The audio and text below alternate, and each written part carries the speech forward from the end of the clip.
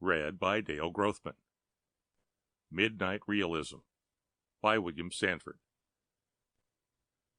"Mighty glad to see you, old man," exclaimed my host, Jimmy Carson, as he extended his hand and met mine with a hearty shake. "Quite a little storm we're having.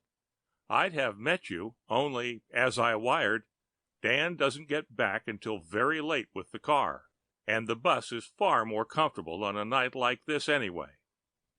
Guess it will be too wet for partridge shooting tomorrow, but I have plenty of books, and an old billiard table stands in one of the rooms here.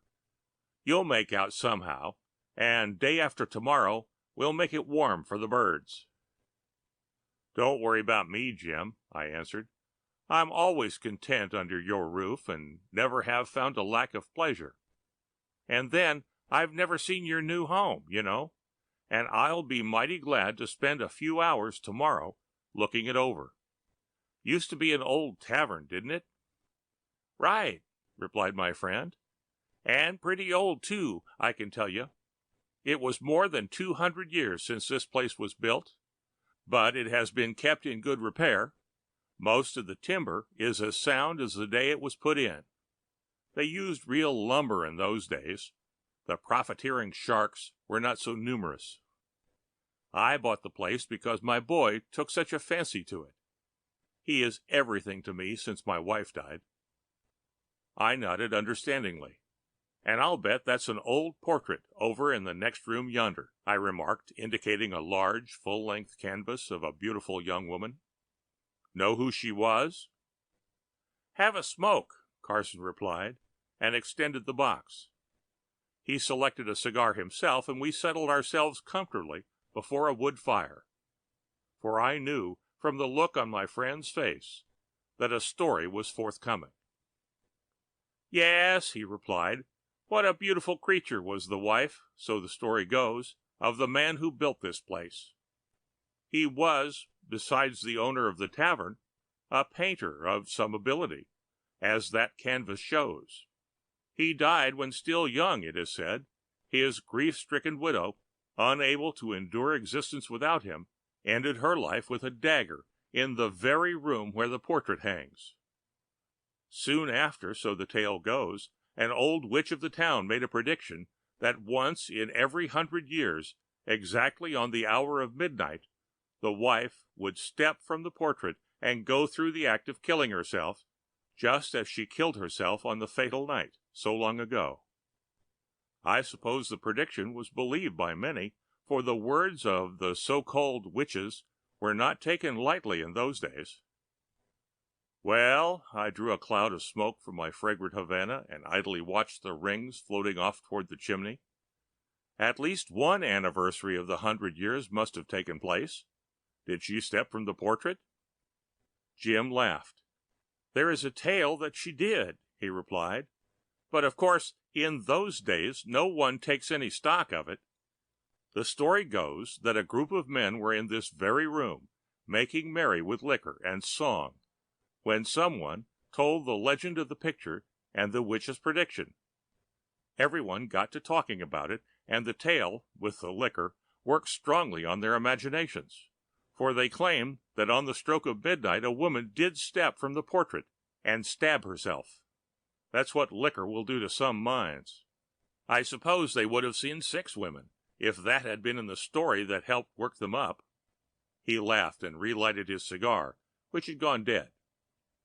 "And by the way," he added, "that is just 100 years ago tonight." 100 years ago tonight?" I said. "Why, then the portrait is due to come to life again in less than an hour." And in spite of myself, I felt a touch of gooseflesh creep over my spine. Jim laughed again. "Yes," he said, "and a real act is going to be slated just for our benefit. My boy Dan, as you know, is a vaudeville performer. His star act is a female impersonation scene, a tragedy scene, in which a woman kills herself with a dagger. He's putting on the act this week over at Kingsby, about 10 miles from here. He'll be back any moment now. I've promised to turn off all the lights, and he is going to work up some phosphorus effect and pretend to step from the portrait just as the hour tolls midnight. He's going through with the act just as the woman is said to have done it, and he says he will make it so realistic we will just about think it's the real thing. Dan has a lot of ability, and will give us a real thrill. It's almost half after 11 now. Suppose I turn off the lights and we can smoke over here by the fire. It won't throw any glow into the next room and spoil the phosphorus effect. Dan will be here in a few minutes. He's going to come from the theater right in his stage costume, with his makeup on. He'll get in by the trackway, and we'll never know he's here until we see him in the portrait act. It will give us a better thrill than if we saw him first in the costume and talked with him. I'll say it will, I answered with fervor. Hear that rain beating down? Those pine trees moaning in the wind? If there was ever a night made for ghosts and goblins, this is one of them. We'll get the full effect all right, and I cannot say that it was with complete joy that I watched my friend turn off every light in the place. The minutes ticked by. Far away in the town below, I heard the clock strike the half hour after 11. That's the tower clock, said Jim in a low voice. It's always right to the second, and almost 100 years old. Everything around here seems to be old, I replied uneasily. I suppose some witch predicted that the clock would always be right, and a goblin winds it every week with a key made out of witch smoke. Jim laughed, but there was a bit of unsteadiness in his laugh. Sort of gets you, that story about the woman, doesn't it? He said. And this being the anniversary of the night she is due to appear. Let's have a drink. It'll steady us up a bit. That damn wind in the pine trees seems almost alive. Thanks, I said. Jim arose, and from the sideboard produced a bottle and glasses. We drank each other's health, and then to Dan's success, and the success of the performance we were about to see. Just one more, Jim muttered, and commenced to fill the glasses. As he did so, the clock in the tower, far away, began to toll the hour of midnight. With a muttered ejaculation, Jim dropped the glass he was filling, and it fell to the floor, breaking into 1,000 tiny pieces that glittered in the firelight. Look, he whispered. The light! Yes, a light was gathering out of the inky blackness of the next room, just where the portrait hung. But it was not as if created by phosphorus, but rather a weird, unnatural glow, unlike anything that could be created through human skill. Great, Jim whispered. Isn't he a genius? I'll bet that's something of his own invention. See, the portrait seems to be moving. Say, isn't that effect astonishingly real? That boy's fortune is made. He'll be recognized before long as the most famous in the business. Yes, the portrait was moving. Slowly, the canvas seemed to open and fade away into nothing, and from the great frame there stepped the figure of a beautiful young woman. Her face was as clear and white as ivory, and a great mass of silken hair of the yellowest gold flowed down her back, reaching almost to her waist. I heard Jim's breath come quick and short. By Jove, he muttered. If I didn't know it was Dan, I wouldn't believe. Isn't that a make-up, though? Talk about a star act. How the devil does he get that portrait opening effect? It ought to be worth a fortune, a trick like that. I muttered something to indicate that I agreed, and that the working out of the act was as great a mystery to me as to my friend. Then we both gasped. From the bosom of her flowing robes, the woman drew a bright, shiny dagger, and her lips parted. I come, she said softly. I come, beloved, to join you. With a quick movement, she sank the dagger to the hilt in her breast, and with a half-choking moan slipped gradually to the floor. Jim and I leapt to our feet. Bravo, shouted my friend, and I echoed the word. Some act, old boy. Your fortune's made when you can do stuff like that, I shouted.